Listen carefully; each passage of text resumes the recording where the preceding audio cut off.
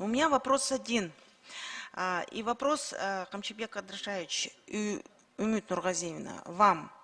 Когда вы обсуждали данный законопроект, почему со стороны органов прокуратуры сразу же в этот же пакет законов вы не внесли изменения и дополнения в закон о прокуратуре, о порядке прохождения службы и так далее? Почему госкадровая служба в закон о госслужбе не внесли соответствующие изменения? У меня это самый главный вопрос.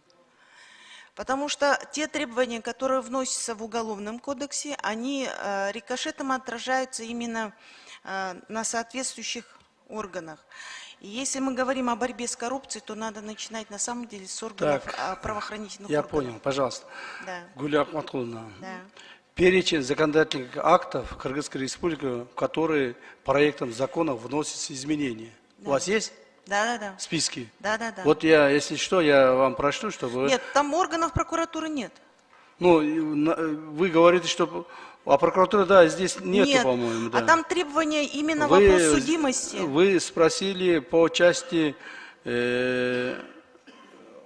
Госслужба. Госслужбы, да. А закон о госслужбе тоже да, нет. есть там, закон. Нет, там есть о порядке прохождения, там совершенно другое. Ой, сіз жауап беріп қойыңызшы, мен прокуратурамыз жақсы біліп едім. Саламатсыздар, башкы прокурордун орынбасары Өткан Нургазиевна. Гуля Ахматкуловна, эти требования имеются в нашем законодательстве, имеются. Нет. Невзирая на погашен, не погашен судимость, в органах прокуратуры такие сотрудники мы не принимаем.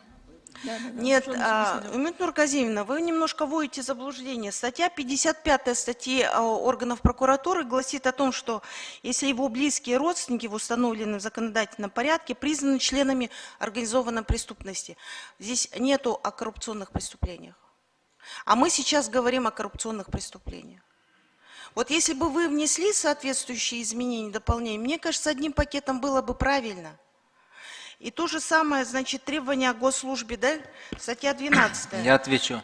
Статья 12. В статью 12 тоже не вошли изменения, вот те, которые вот сейчас вот вносятся. Вот вы правильно говорите, в закон о государственной госслужбе и муниципальной службе, статья 12. Посмотрите, там вот есть сравнительная таблица, и четко вот то, что говорит Камчыбек Адрашаевич, полностью туда включено. Статья 12, это раз. Далее статья 15. То есть мы полностью синхронизировали, и в эти два закона мы внесли эти предложения. Они здесь есть. Спасибо. Хорошо, спасибо. Вот именно вот касается именно по прокуратуре, Умит Нургазиевна. Я думаю, что вот здесь вот тоже нам нужно будет вам внести, да, и соответствующее в положение потом вы внесете, да, указом президента о порядке прохождения службы в органах прокуратуры. Потому что как вот сейчас вот вы решите вопрос? Вот сейчас вот мы, я думаю, что мы ускоренным методом на самом деле примем весь пакет документов. Он на сегодняшний день очень актуален, он необходим. И как будет в отношении сотрудников, действующих сотрудников, родственников, детей, родители которых осуждены, и близкие родственники осуждены? Нет, но это же не распространяется этому закону. Этот закон начнет работать с 1 января.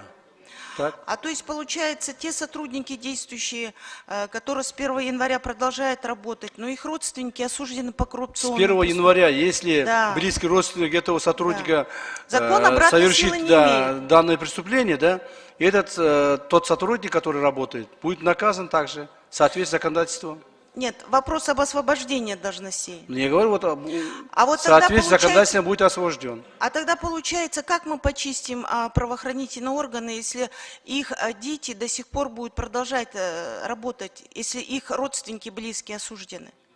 Мы как будем очищаться? Ну, сейчас... Моральная сторона, да, этого вопроса? Нет, смотрите, Гулят Махална, давайте, сөз айтсақ көбейе береді. Бірақ мыйзам жоқ та азыр, ошон үчүн киргизип атпайбыз бы.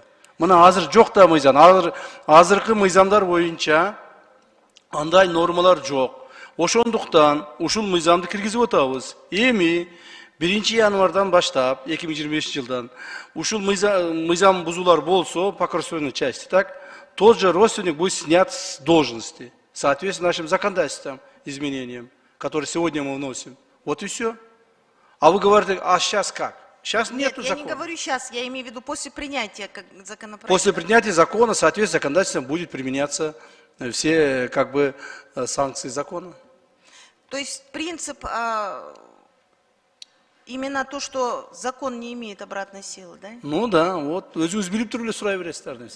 Ну вот как вот он в законе, вот в Конституции прописано, а на практике как это будет применяться? Не, ну давайте назад не будем возвращаться, потому что вот вы очень правильно сказали, что закон обратной силы не имеет, и мы не можем этот принцип нарушать.